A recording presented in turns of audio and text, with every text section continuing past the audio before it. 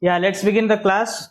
Today, this class will be specially dedicated for NPA resolution. We will be looking into what are the methods through which we can address the NPA worries of any public sector bank or any bank for that matter. So there are few tools available with bankers when it comes to NPA. NPA being the most discussed instrument in any banking interview. So I took this class especially for all those who are preparing for upcoming SBI, CBO, and IBPS RRB examination. So why NPA is a worry for all the banks? It is always said that NPA is a two-way sword. Okay, so once an asset becomes NPA, the bank has already incurred some loss, because this money is not bank's own money. It is public money, and bank is paying regularly interest to all the public, those who have invested in bank or deposited their hard-earned money in bank. So bank is paying interest for the same. At the same time, bank is losing its opportunity cost. Bank losing its interest income. Everything that could be earned through an asset is getting lost through NPA. At the same time, there are other norms, provisioning norms led by Reserve Bank of India, through which you need to do some provisioning for your assets. Even it is a standard asset, you need to have some certain amount of provisioning for that particular asset. And once it becomes a loss asset or a doubtful asset, you need to arrange additional 100% of loan amount to recover that loss or to have a proper provisioning. So that's why NPA is the biggest worry. You lose in two ways. Your profitability is under risk, is under question when you have to arrange such a huge amount in provisioning. If you have seen the recent financial results of various banks, their profitability being coming down only due to huge amount of provisioning. So that is the main reason. So NPA worry is not only related to the loss of that particular asset, particular amount of investment, but similar amount is also kept aside to address further worries in retail asset, further worries in NPA. So that provisioning norms is also essential. We also be looking into it. It is always asked in interviews, what are the provisioning norms? What provisioning norms do banks required to have in place in case the asset comes into NPA category, or once it is converted from substandard to NPA, what happens? So we'll be looking all that in our upcoming slides. So I before that, I must thank all of you who have downloaded that flagship book, Banking Laws. It's the first part of our initiative for making you comfortable enough to prepare or to appear any banking interview, any upcoming banking interview. So thanks for that, and let's begin our class. And at this end of this session, you will be given this PDF material of this NPA resolution, and those who will be watching it later in YouTube will be getting this PDF in a downloadable format in the description link. So let's begin our slides. So let's begin with NPA resolution. As I said, you can ask me questions through comments throughout the slides, and you can even ask me to say it in Hindi. I'm okay with it, not an issue if you don't understand, because this my medium of instruction being English has some large motive in place, because most of the interviews in India takes place only in English, and banking interviews in State Bank of India generally takes place in English. Though some RRB in some places they use local language, but normally the medium of instruction is always English. Okay, and also all upcoming interviews must be held through VC, video conferencing mode. So you should have practice in place. Okay, let's begin with NPA resolution. You know how to classify an asset into as an NPA. It's normally 90 days. If the loan amount, the principal, and the interest is overdue for more than 90 days, it is classified as NPA. When it comes to KCC loan, agri loan, the classification rules are a bit different. For short-term loans, for short-term crops, it is 2 seasons, 2 crop seasons, and for long-term crop loans, long-term agricultural loans, it is 1 crop season. Okay, that is not defined as days, that is defined as crop season. Okay, when it is a long-term crop loan, the NPA, if the loan amount, the principal amount, and the interest portion is outstanding for more than 1 crop season in long-term loans, in long-term crop loans, then it is classified as NPA. And if it is short-term, then 2 crop seasons. I think you all of you know that. And in case of a cash credit account or overdraft account, the norms are a bit different.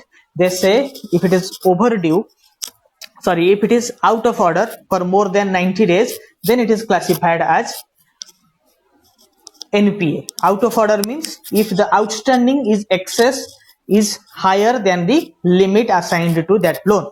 Okay, how the outstanding becomes higher? If customer has utilized all its limit, then the interest portion is added. When interest portion is added and customer has not paid any interest, then the outstanding will obviously go higher. You understand it? See, I have taken a loan from a bank and my limit is 1 lakh. I cannot take beyond 1 lakh. My drawing power may be lower than that. If there is a lower drawing power, then it could be 90,000. Drawing power could be 90,000. In my earlier classes, I have already told the difference between limit and drawing power. Drawing power is based on the stock limits of every quarter or every month. That is calculated on the basis of stocks in hand. Okay. So if I have taken 1 lakh limit and my drawing power is 1 lakh, I have utilized the same in this month. Means I have taken 1 lakh of withdrawal from the CC account, and there is a interest I need to pay by end of this month is rupees 10,000. So my outstanding now becomes 1,10,000 and I have paid none. So my account is in out of order situation. Are you getting me? It becomes out of order. If such out of order situation remains for more than 90 days, it is now classified as NPA. There are other rules also how to classify a CCOD account as an NPA. That is, if there is no credit, even if it is in order, the outstanding is less than the limit or less than the drawing power, but there is no interest payment from the customer side in last 90 days, then also it can be classified as NPA. It will be classified as NPA. And if it is not renewed, if the limit expired in last 6 months, more than 6 months, then it can also be classified as NPA. There are 3 broad categories. In normal term loans, it is 90 days, principal plus interest overdue. In crop loans, it is 1 season or 2 crop season, depending upon the crops seasonality. And third one is the in CCOD account. The CCOD account becomes overdue, becomes NPA in 3 formats. One is out of order, another is no interest payment for 90 days, and the third one is no renewal or limit expiry. Are you getting me? You can answer it in comments. Okay, so now when an asset is a loan, an asset can be classified in 2 parts, standard and NPA. Even in standard, when the stress is being observed, that loan, that standard asset which has not yet defaulted but stress is marked, stress is observed, it can be converted, it is converted into specially mentioned account. Means when it is due for 90 days, it becomes NPA. But before that, if you find that there are defaults, customer is defaulting in his payments, then you can classify it as specially mentioned account, and a proper thorough monitoring requires to be done in specially mentioned accounts, because they have the potential to get defaulter, to convert that asset may flow to NPA. So it is classified as a specially mentioned account. Okay, where stress is being observed before it converted into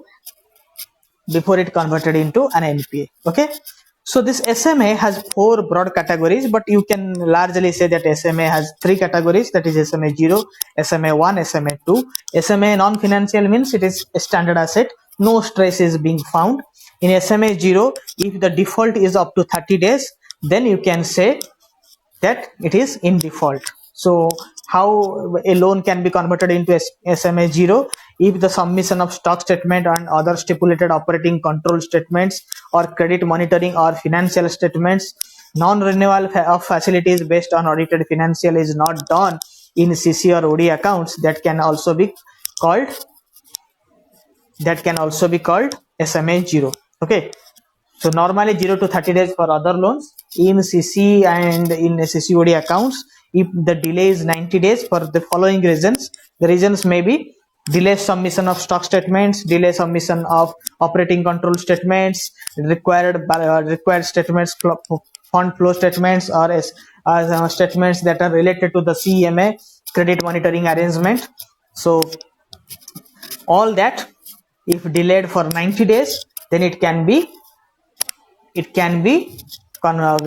classified as SMA 0. Okay, SMA 1, when the principal outstanding is for 31 to 60 days.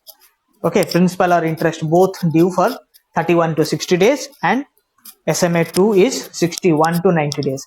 Some of you may commit a mistake while classifying SMA. You may say SMA 1, 2, 3. No, SMA 0, 1, 2. Okay, SMA non-financial is not in use. It is normally the same as standard assets. Okay, once it becomes NPA, the classification is simply different. It is substandard, doubtful, and loss asset. Substandard asset is an asset that remained NPA for period not less than or equal to 1 year. Up to 1 year, if the account is in NPA up to 1 year, then it can be called as substandard assets. In such cases, the current net worth of the borrower or the guarantor or market value of the security charged is not enough to ensure recovery of the bank dues. So in case the customer has mortgaged his property or some of his valuables, but that a collateralized asset has lesser value than the outstanding of the bank, then it can also be classified as substandard asset. You get it? So then comes doubtful assets. When an asset remains a substandard category for more than 1 year, okay, so it is highly questionable and improbable. Okay, that means the recovery becomes less likely. Then it is called doubtful asset. And the third one is loss asset. When a doubtful asset is classified as a loss asset through an audit, it is called loss asset. Asset considered uncollectible and of little value but not written off wholly by the bank. Okay, that becomes, if a doubtful asset remains there for more than 3 years with bank as in doubtful category, it is generally classified as loss assets. So an asset, to convert from doubtful to loss, an auditor needs to categorize that into loss assets. So these are the broad categories. You might be knowing that, but for your for the refreshment of your knowledge, all this I have put in this slide. Then comes the provisioning part. In case there are standard assets, you need to have provisioning in place. Why provisioning? So that bank don't see some unforeseen shocks in upcoming days. In case all that loan becomes bad loans, then also bank can sustain. So for that, the provisioning norms are in place. It means to avoid any unlikely situation in terms of credit risks.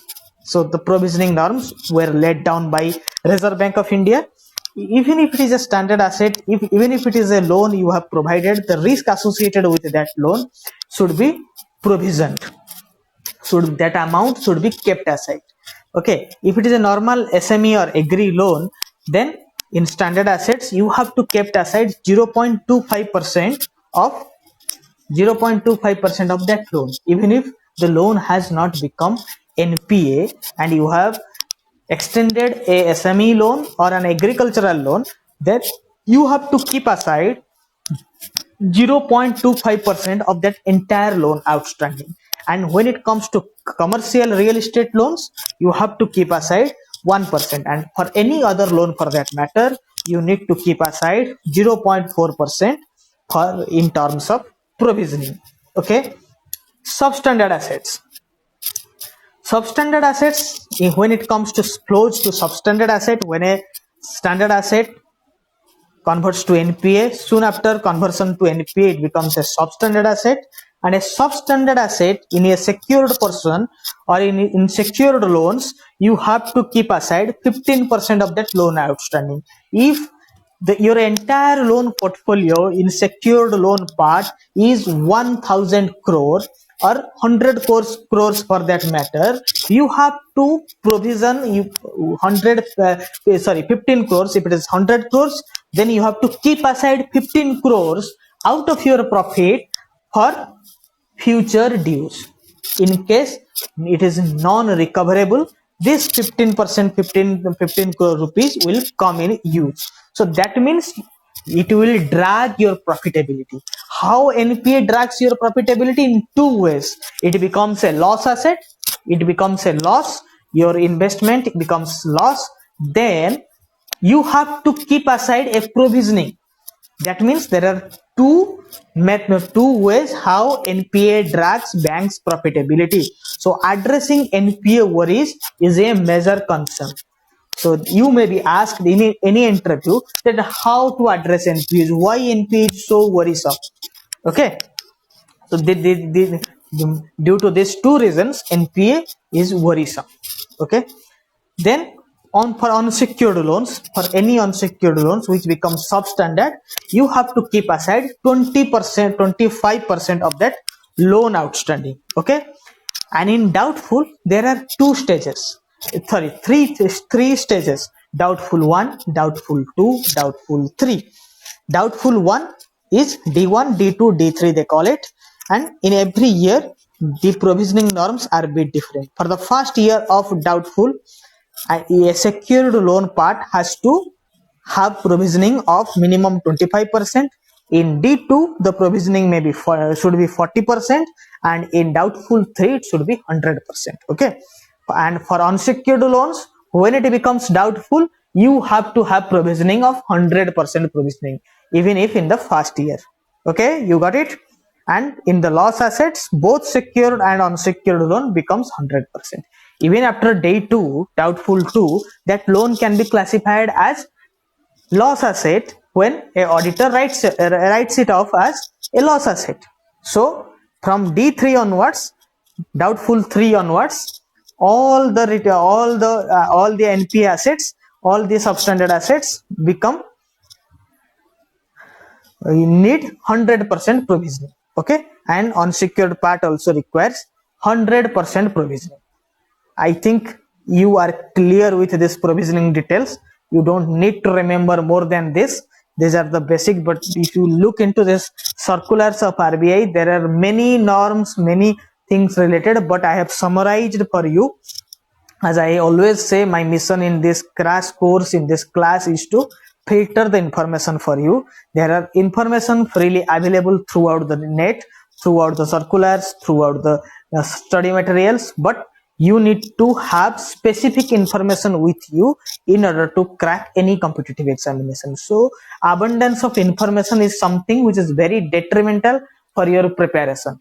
The only thing you can drag your preparation, can drag your preparedness for any interview is excess information. So have limited information, because the interviewer has no time to listen to your stories. They want you to be crisp, they want you to be strictly precise. Okay, so this is it.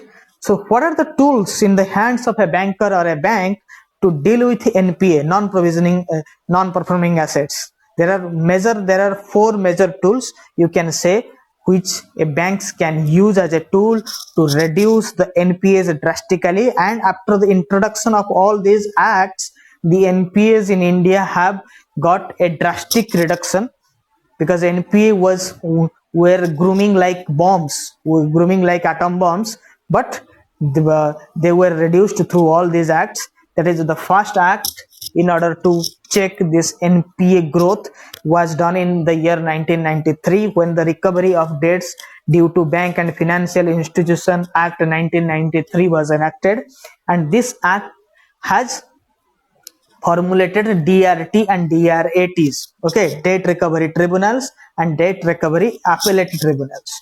Then comes the SURFACE Act.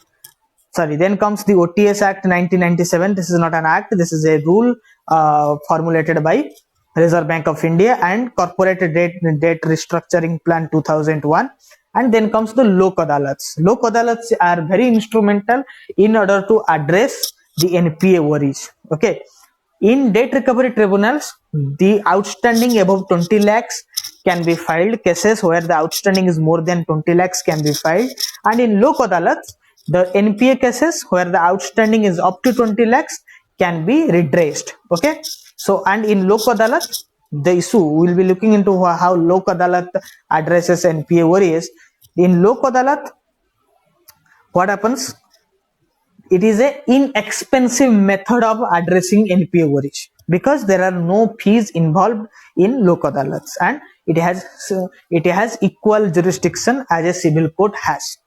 Okay. Then comes the SURFACE Act 2002. It is very instrumental, but only secured loans and outstanding above 1 lakh can be addressed through SURFACE Act. SURFACE Act comes into picture when that loan is a secured loan or that loan is secured through a collateralized asset.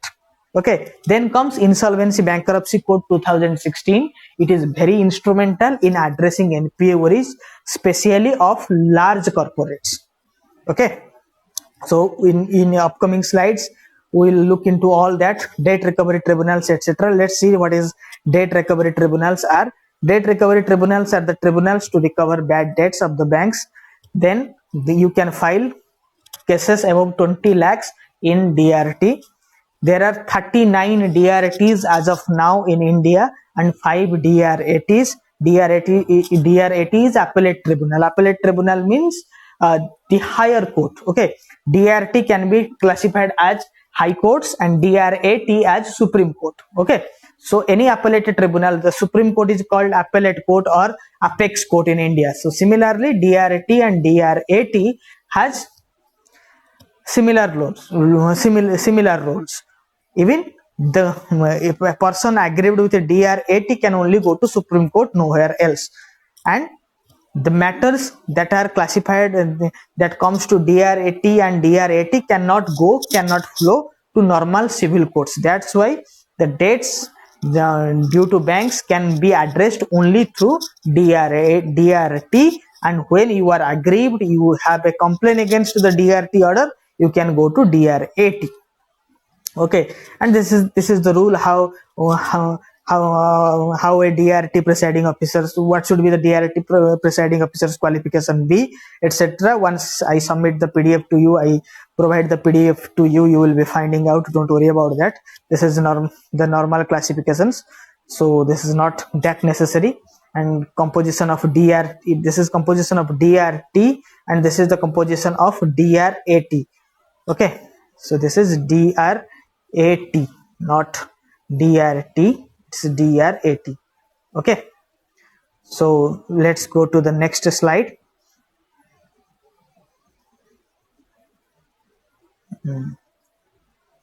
Okay. This act says appeal against any DRT order to DRT. When you are aggrieved with a DRT order, you can go directly to the DRAT and you can submit within 45 days of order received from DRT. You can file a complaint in DRAT, and to file that complaint in DRAT, a borrower need to submit 50% of the loan outstanding that is determined by the DRT. If DRT says in his order that you have 5 lakhs due and you need to pay this, and you are not okay to pay that one, then you have to submit 2.5 lakhs to DRAT in order to challenge that order. Okay. So then comes the SURFACE Act. SURFACE Act was enacted in the year 2002 in order to lay down the process to help Indian lenders recover their dues quickly without the court intervention. Why the SARFAESI Act is important, why it is so crucial? Because without the court intervention, bank can address the NPA worries. This is very important. Addressing an NPA through courts is a cumbersome process. Anything that flows to a court takes time. Okay, only high profile cases of Salman Khan getting addressed in overnight manner, but in normal flow of cases, the cases get delayed, cases get struck, and this is a normal process. So the SARFAESI Act has given a power in the hands of bank to act as a judge. They can issue notice, they can issue a demand notice to the customer to pay. In case customer fails to pay, then they can take swift action by taking possession of that collateralized asset. Okay. So there are three parts of this Securitization Act, SARFAESI Act. First is securitization, then is reconstruction of financial asset, then enforcement of security interest. All that I have defined here. See, securitization. Securitization is acquiring a financial assets by issuing debenture or debts, further selling it to the public in form of security receipts. That means if you find that a loan is not working well, you can go ahead with the securitization. Securitization means you package that loan. Means, see, if a bank has given me 100 crores of home loan, I am unable to pay, or bank feels that loan is in stress, and I am paying that loan, but not that manner in which bank was expected me to pay. So bank can go for securitizing that loan. That means I need that is a 100 crore loan. In future course of time, I have to pay 120 crore to the bank. Okay, in future course of time, I need to pay 120 crores to the bank. But bank feels securitizing that asset, the necessity of securitizing that asset. So what bank can do? Bank can make a security receipt of that loan and sell it to the normal public in 80 crores or say 70 crores for that matter. So that is the securitization. Or similar loans like me, people of my category has taken total 100 crores of loan from the bank. Bank has packaged that whole portfolio of 100 crores and sold it to 80 crores and as a form of security receipts and in an equitable manner.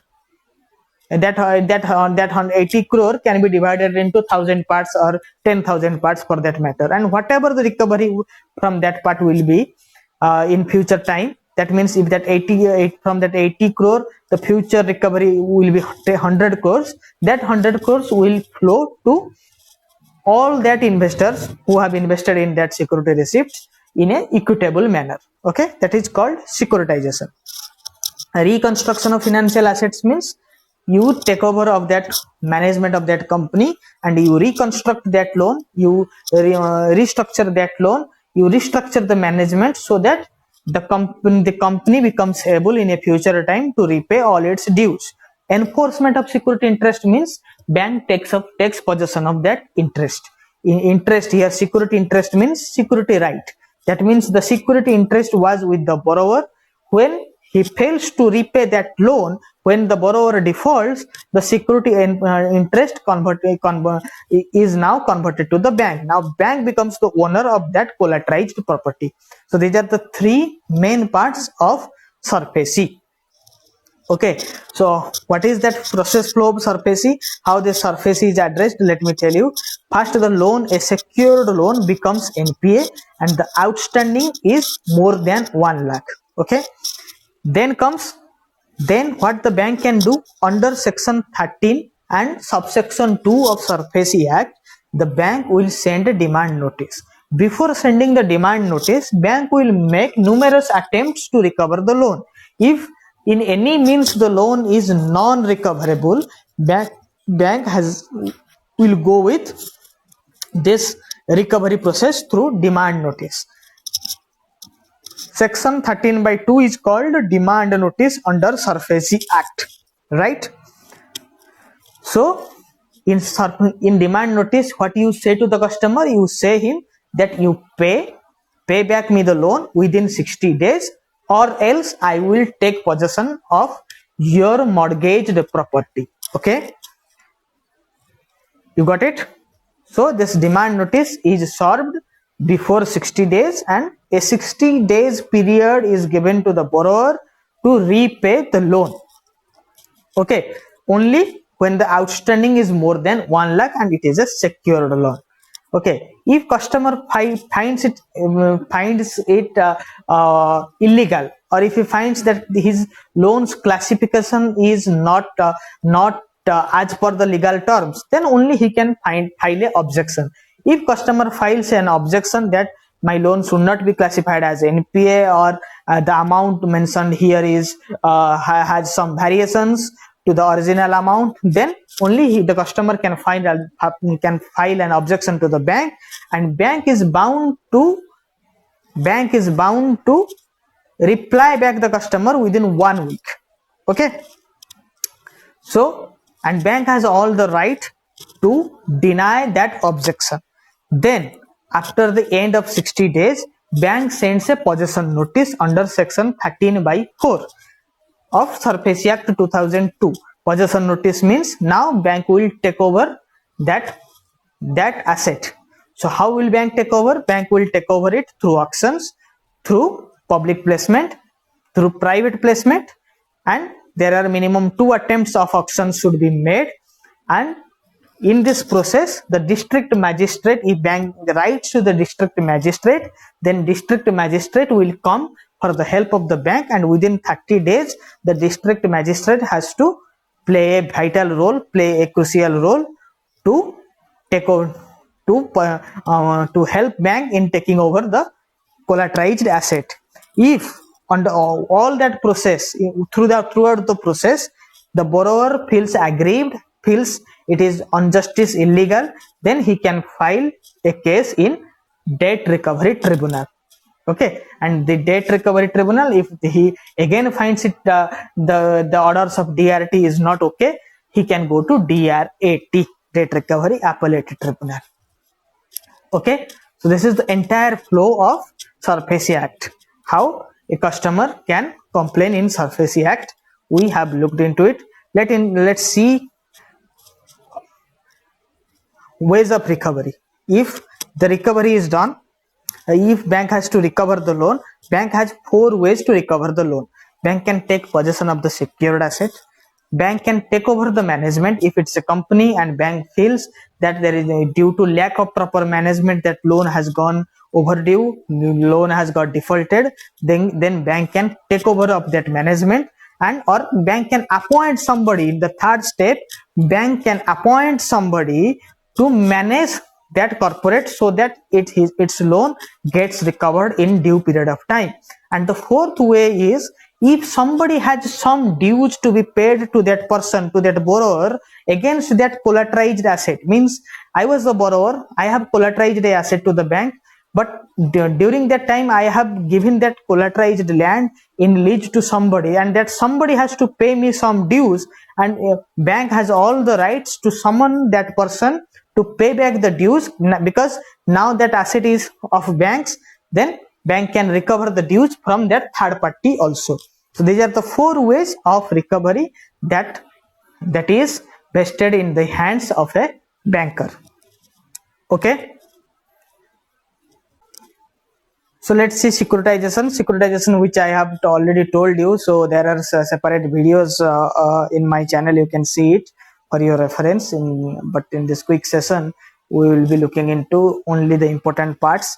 As I have told, the important section of SARFAESI it is 13/2, through which you can send a demand notice to the customer, 13/4, through which you can send a possession notice to the customer, and under section 17 the borrower has the right to appeal against the bank in DRT. Okay, I will be providing you all this information in this PDF, and those who are watching it later can download this PDF. It is written in easy words and in a graphical manner, so it will not be very hard for you to understand this. Soon after this video ends, you look into this PDF, you will be getting all the details very easily, and in your entire life you will not forget anything that is related to NPA resolution.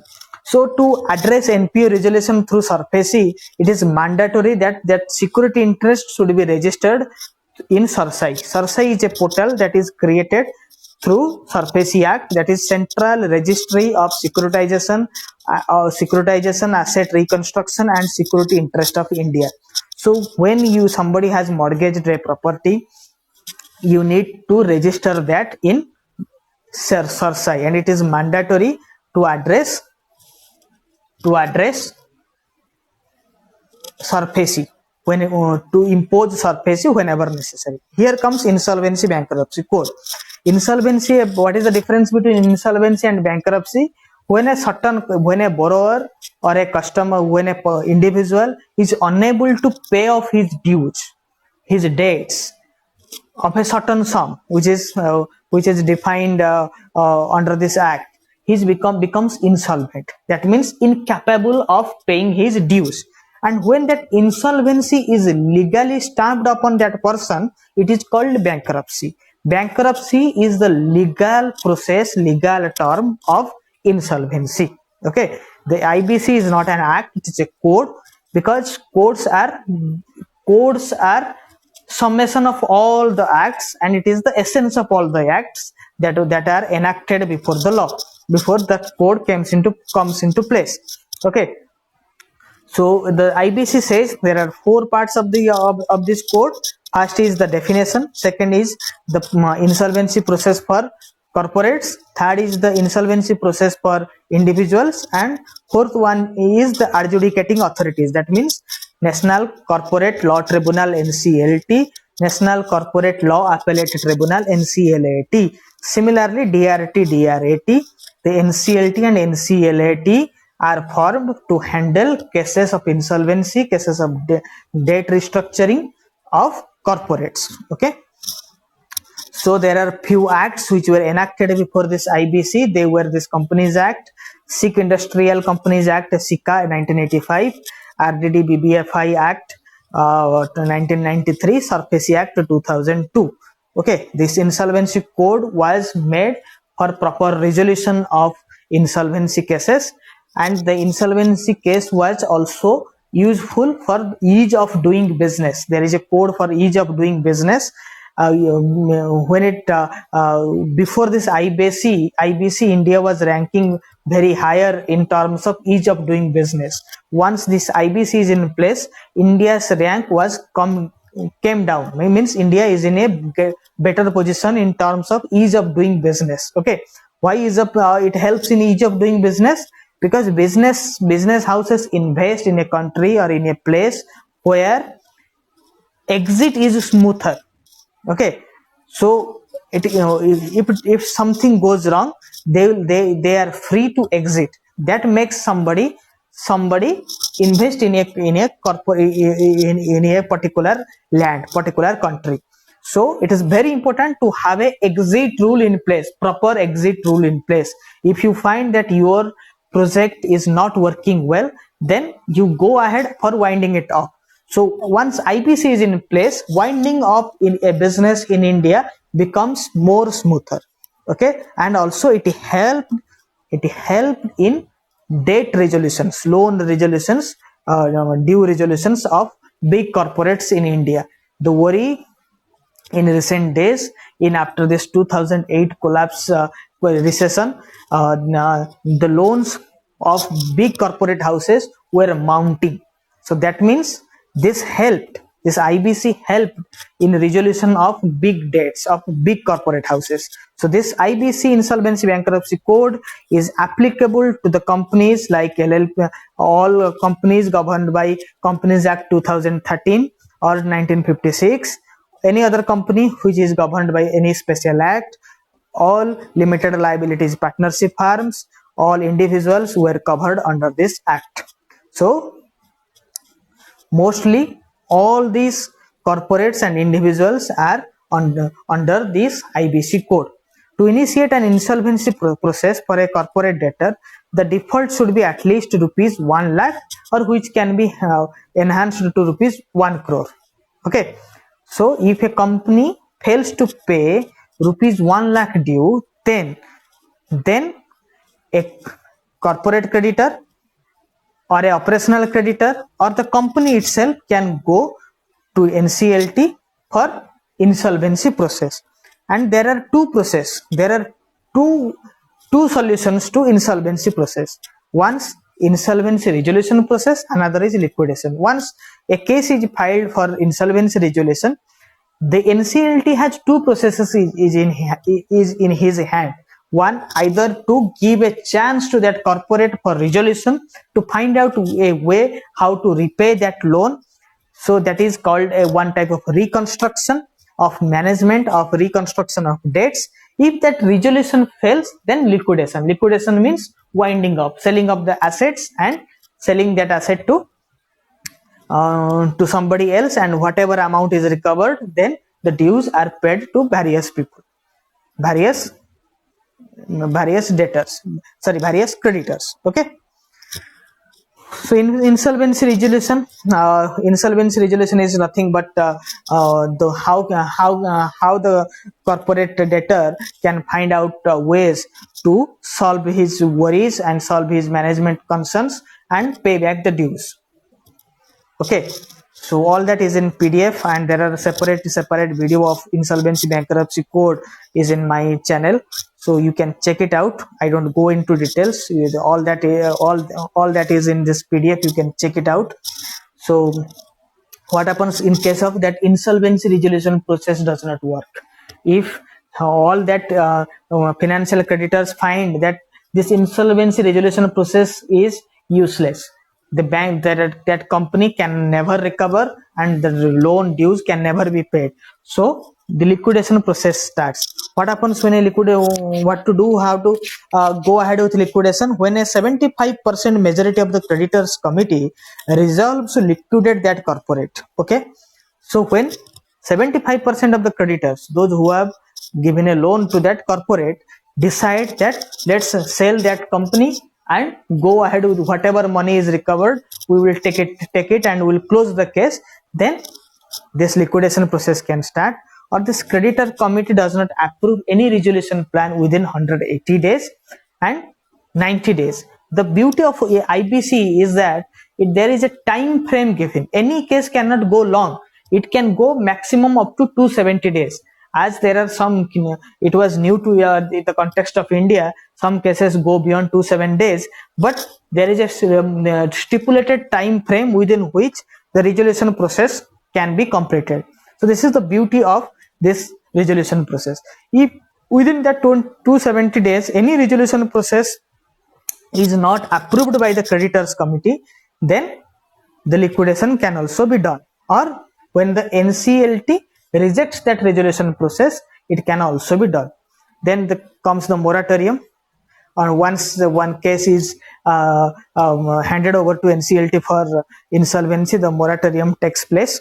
Okay, here is all the details about resolution plan, what could be the plan for resolution. You can check it out. There are fast track process, that means out of the except that 270 days, there is another process to come up with a resolution within 90 days, that is called the fast track process of resolution. Okay, voluntary liquidation process, that means a company is authorized to self voluntarily declare that he is insolvent and needs to wind up its business, and he can refer it to the NCLT.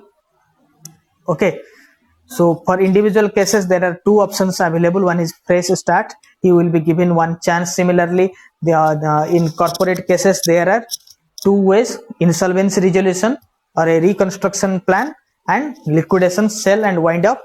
Or in individual cases, he will be given a chance to fresh start. That means he will given a chance to restructure his loans.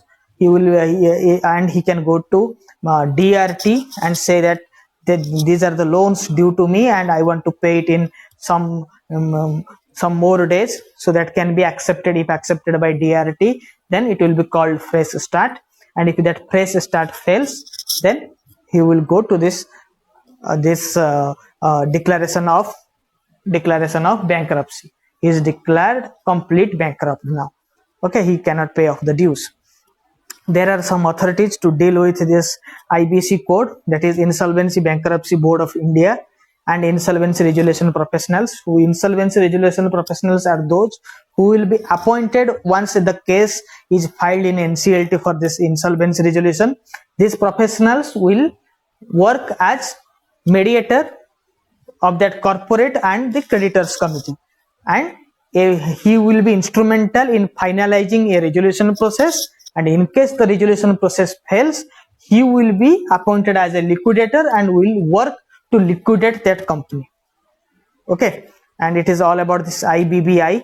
These are some basic details, you can find it out. Information utilities, where information is where various information of insolvency and bankruptcy process is found. So there are lok adalats. Lok adalats are nothing but this normal dispute redressal platform that is developed only in Indian context, and it's people's forum, you can say it people's forum. And Indian Bank Association has laid some guidelines for the banks to refer their NPA cases to lok adalats, and cases up to rupees 20 lakhs outstanding balance can be referred to lok adalats. Okay, and not only banks, financial institutions can refer their cases to lok adalats. Okay, so if no settlement is arrived in adalats, then if no settlement is arrived through lok adalats, then bank can go with their normal process of resolution by referring it to SARFAESI, referring it to DRT, or the normal course of action to continue. Okay, lok adalat are similar with civil procedures in India, and whatever the decree, whatever this order of lok adalat is given, it will be binding in nature, and both the bank and this financial institution, both the bank, financial institutions and the borrower has to obey that order. Okay, so there negotiation can be done in a lok adalat. OTS, that one time settlement, can also be done through lok adalats. Okay, this is it, and if you have any queries, you can go ahead. Thank you for giving your time in a Sunday evening. So it's great to have you all. In case you have any doubts, you can refer to me. Okay, and this you can refer to my this YouTube channel Knowledgeist, where I am putting my efforts day and night for banking awareness. All informative videos and study materials being published there in Knowledgeist. So do subscribe. If you are kind enough, then you can share this channel so that I could get some more subscribers. Now I have just crossed the 1000 mark. I am looking forward for your support. Is there any doubt in this session? You can ask me. You can unmute and say a question, recite a question, or you can go ahead with your chat box. Or we will be joining in our next class very soon. Thank you. I don't see any question coming up. As it is a Sunday evening, people needs time with their family. I believe so. Sir, any info regarding further process? Topic of the next class? Yes, topic of the next class will be told you in due medium. Don't worry. See, the next process of SBI CBO will be, yes, SBI CBO will be communicated to you within 10-15 days. Don't worry about that. There are 2 ways left. One is shortlisting, another is written test. Written test was more likely due to number of applications being more than 30,000, near about 50,000. So the selection process to written test is only a valid form. It will depend upon the meritocracy. But due to this corona pandemic, it is a bit hard for banks to organize written tests. So within next 5 to 10 days, it will be clear. Don't worry about that. The process has to end within a March, within this financial year. So banks is in acute shortage of manpower. State Bank of India is calling its retired officers to serve that bank due to shortage of proper manpower, and that's why this 4,000 people are going to be recruited, and they need to serve the bank from first day and first hour.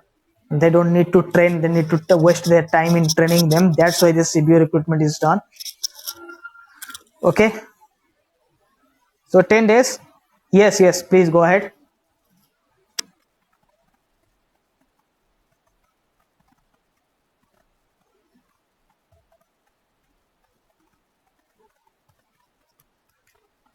December. Not up to December. It is now. It seems that the interview process will be conducted in first week of December, and it will the process will end within a week. Okay, different time slots will be given, and you have to appear in your nearest zonal office, and the interview board will sit in Mumbai and interviewing you all through ABC. Okay, and you will be all given a different slot. Yeah, it is there that it will may happen in December. Okay. Oh, apart from CBO, any expected lateral entry vacancy? Yes, there are many to come. That's why I am making you all prepared. Even if you fail here, there are ample chances. It is always stated that aim the moon. In case you fail to aim that moon, you will land in stars. Okay, so you prepare for State Bank of India. There are many more coming, and lateral entry will be the next thing which will be done, because there is no need to invest money, invest time in flourishing people, in training them. Training is always a cumbersome process, and many lateral entries are to come. 5 years down the line, there was no lateral test. Was there any? No, never, not at all. And even before RRBs or IBPS RRB, there was no single lateral entry, and unions were opposing to it. But now lateral entry seems to be very often. There are advertisements you can see in Bank of Maharashtra, in Bank of Baroda, everywhere, in Indian Bank, everywhere there are lateral entries. So stay in touch, stay prepared. Only thing that can help you. Anytime there can be interview, and this preparation should be ongoing process. Even if you would have nothing to do, open a financial newspaper app and read some financial updates. You will be thorough. In next 2-3 years, there will be high level of lateral entries. Okay. So thanks, friends. It's getting late. It's a Sunday evening. I want you to enjoy and allow me to do so. Thank you.